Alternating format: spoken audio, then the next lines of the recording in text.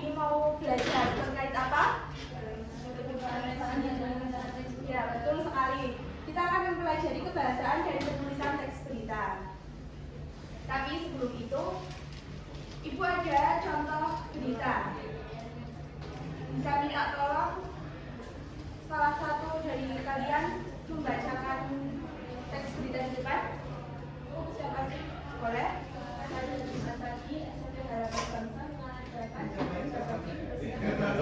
Kegiatan tersebut diikuti seluruh siswa kelas 7 dan dimulai pukul 7 waktu Indonesia Barat.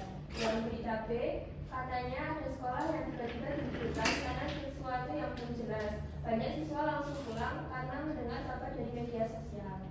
Oke, anak-anak semua, setelah teman kalian membacakan berita A dan berita B di depan, menurut kalian, mana yang berita hoax dan mana yang berita fakta? Yang fakta. Betul sekali. Boleh salah satu untuk memberikan alasannya? Saya, Bu. Oke, Mbak Okta. Menurut saya itu berita A karena informasinya lebih jelas dan lengkap. Berita tersebut menjelaskan mengenai waktu, tempat, dan kegiatan yang dilakukan sehingga lebih dapat dipercaya. Sedangkan berita B menurut saya itu masih ambigu dan sumber informasinya tidak jelas, Bu. Betul sekali, tepuk tangan. Nah, jadi anak-anak, untuk kita ketika kita menulis berita yang baik itu harus sesuai fakta, jelas dan lengkap. Baik, untuk kita lebih paham terkait penulisan teks berita, mari kita masuk ke materinya. Sebelum masuk ke materi, Ibu akan menjelaskan dulu tujuan pembelajaran kita hari ini. Tujuan pembelajaran kita hari ini ada 4 ya anak-anak. Yang pertama yaitu memahami kaidah kebahasaan teks berita. Yang kedua, mengidentifikasi unsur kebahasaan dalam berita. Yang ketiga ada memahami langkah dan penulisan teks berita. Dan yang keempat, menulis teks berita sederhana. Sebelum kita mulai ke penulisan teks berita, mari kita recall ingatan anak-anak sebentar tentang teks berita dan ciri-ciri teks berita yang telah Ibu jelaskan di minggu lampau. Yaitu teks berita adalah teks yang berisi informasi tentang sesuatu peristiwa yang benar-benar terjadi dan disampaikan kepada masyarakat. Berita harus disusun berdasarkan fakta, bukan pendapat atau khayalan. Ciri-ciri teks berita ada 5, yaitu yang pertama berdasarkan fakta, bersifat aktual atau terbaru, menggunakan bahasa yang jelas, disusun secara singkat dan padat, dan yang terakhir menarik perhatian pembaca. Selanjutnya kita masuk ke unsur kebahasaan. Unsur kebahasaan ini ada 7. Yang pertama ada bahasa baku, yang kedua kalimat langsung dan tidak langsung, yang ketiga ada konjungsi dan kata hubung, yang keempat ada keterangan waktu dan tempat, yang kelima ada verba dan kata kerja, yang keenam ada kata kerja mental, dan yang terakhir ada data dan fakta. Mari kita masuk terkait bahasa baku. Bahasa baku ini gunanya apa sih? Bahasa baku ini digunakan agar berita mudah dipahami dan sesuai kaidah bahasa Indonesia. Contoh kata tidak baku, itu di sini Bu memberikan contoh ngajain lomba. Nah, ketika kalian menulis berita, itu tidak boleh menggunakan kata ngajain lomba kecuali itu merupakan kalimat langsung. Jadi ketika bukan kalimat langsung harus menggunakan kata yang baku seperti mengajarkan lomba. Yang kedua ada kata udah selesai, sama saja karena ini merupakan kata yang tidak baku, jadi tidak boleh dituliskan dalam teks berita. Dan yang seharusnya dituliskan yaitu sudah selesai. Ciri bahasa baku ini ada 3, yaitu sesuai KBBI, sesuai PUBI, dan jelas dan efektif. Dari anak-anak semua udah tahu kan apa itu KBBI dan PUBI? Apa itu KBBI anak-anak? Kalau PUBI, Pedoman Umum Ejaan Bahasa Indonesia. Pintar sekali. Selanjutnya kita masuk ke kalimat langsung dan tidak langsung. Seperti yang tadi udah Ibu senggol di sebelumnya, kalimat langsung ini kalimat yang menunjukkan ucapan narasumber secara langsung. Jadi ketika kalian menuliskan dalam teks berita kalimat langsung, kalian harus menyantumkan narasumbernya, yaitu seperti di sini contohnya. Kegiatan ini bertujuan meningkatkan literasi siswa, ujar kepala sekolah, dan di sini sudah tercantumkan siapa yang mengatakan kalimat tersebut. Nah, untuk kalimat tidak langsung ini, kalimat yang menyampaikan kembali isi ucapan narasumber. Seperti yang di atas, ini kan ucapan secara tidak langsung. Ketika ditulis menjadi kata yang di atas kan kalimat secara langsung, dan ketika dipindah ke kalimat tidak langsung, kalimatnya jadi kepala sekolah mengatakan bahwa kegiatan tersebut bertujuan meningkatkan literasi siswa. Selanjutnya ada konjungsi kata hubung. Konjungsi kata hubung ini juga penting ya anak-anak, karena konjungsi ini digunakan untuk menghubungkan kata atau kalimat supaya berita ini muncul. Contoh konjungsi ada kata dan, tetapi, karena, sehingga, kemudian. Ya silakan masuk aja Mbak Alfa. Kita lanjut ya. Contoh kata hubung di sini yaitu hujan deras terjadi sejak pagi sehingga beberapa jalan mengalami banjir. Kata hubung yang di sini yang dipakai menggunakan yaitu kata hubung sehingga yang merupakan kata hubung sebab akibat yang menjelaskan bahwa banjir ini dikarenakan karena adanya hujan deras. Seperti itu. Selanjutnya ada keterangan waktu dan tempat. Keterangan waktu dan tempat ini juga penting ya anak-anak. Jadi berita harus memuat informasi waktu dan tempat secara jelas. Contohnya, kata waktu untuk tempat kalian bisa menuliskan seperti di sekolah, di lapangan desa, di Kabupaten Wonosobo dan lainnya. Contoh kalimatnya yaitu kegiatan kerja bakti dilaksanakan pada minggu pagi di lingkungan sekolah. Di sini sudah memuat seperti tempat dan waktu ya. Selanjutnya ada penggunaan verba atau kata kerja. Verba ini digunakan untuk menjelaskan tindakan atau peristiwa. Contoh verba yaitu ada mengatakan, menjelaskan, mengajarkan, meninjau, mengevaluasi. Contoh kalimatnya yaitu petugas mengevakuasi warga yang terdampak banjir. Selanjutnya ada kata kerja mental. Kata kerja mental ini digunakan untuk menunjukkan tanggapan atau perasaan. Contoh katanya yaitu ada kata merasa, mengkhawatirkan, berharap, menilai. Dan contoh kalimatnya seperti warga berharap bantuan segera datang. Yang ketujuh atau yang terakhir yaitu data dan fakta dalam berita. Data dan fakta dalam berita ini penting ya, karena berita harus memuat data dan fakta supaya informasi ini dapat dipercaya. Contoh data itu mencakup seperti jumlah korban, waktu kejadian, lokasi kejadian, hasil pengamatan. Contohnya ada sebanyak 50 siswa mengikuti lomba pidato tingkat sekolah. Di sini kan sudah memuat seperti jumlah siswanya dan juga kegiatan apa yang mereka ikuti. Oke, selanjutnya kita akan masuk ke langkah penulisan teks berita. Langkah-langkah penulisan teks berita ini ada 6. Yang pertama yaitu menentukan peristiwa, mengumpulkan informasi, menentukan unsur 5W plus 1H, dan membuat kerangka berita, menulis berita, dan menyunting teks berita. Tapi yang akan kita pelajari hari ini hanya sampai ke 5 aja ya, sampai ke menulis berita, dan nanti juga menulisnya secara sederhana aja anak-anak. Oke, kita akan masuk lebih lanjut terkait 5W plus 1H.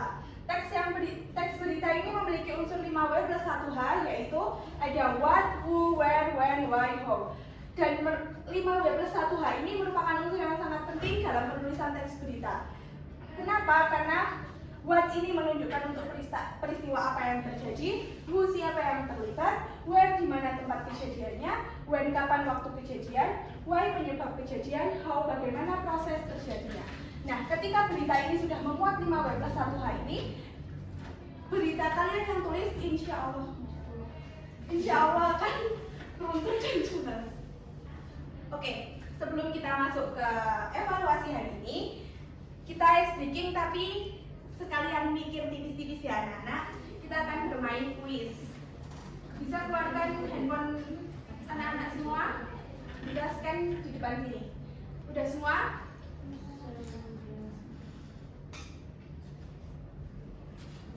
Ibu mulai ya, sekarang bisa dikerjakan.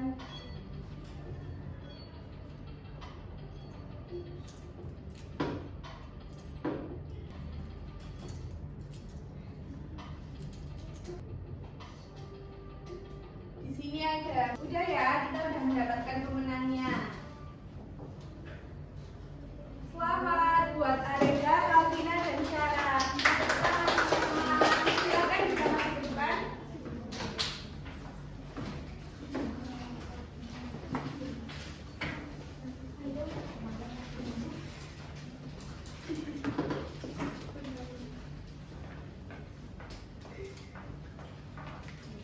Ini ya, ada sedikit jajan buat kalian sekarang.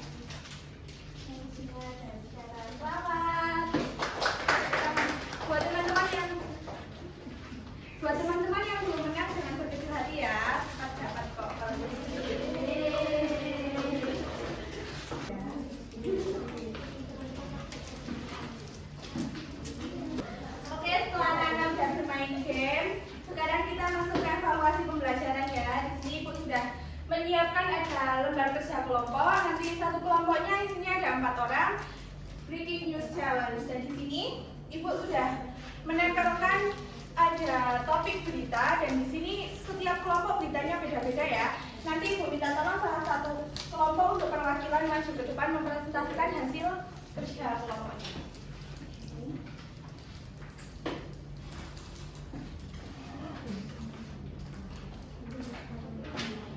Di situ kan udah ada pertanyaan, ada 5W plus 1H. Nanti setelah 5W plus 1H ini diisi, minta tolong kalian membuat berita singkat 5-7 kalimat saja di bawahnya. Oke anak-anak, paham? Ibu beri waktu 15 menit ya untuk mengerjakan.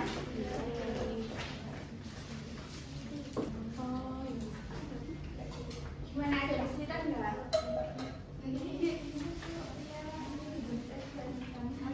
Makasih ya. Iya, sama-sama. Oke, yang belum paham. Alhamdulillah. Itu bagus banget. Iya. Ini ada kesulitan nggak Mbak? Belum. Sudah kerjakan ya.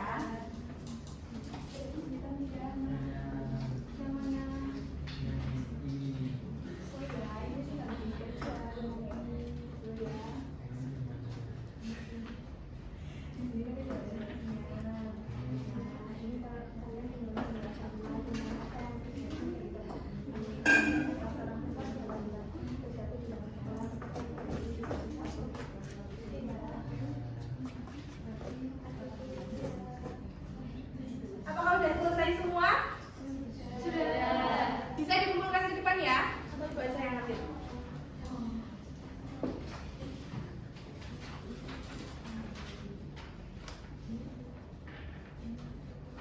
Nanti Ibu panggil aja untuk perwakilan kelompok maju membacakan hasilnya. Bisa dari kelompoknya Mbak Syara.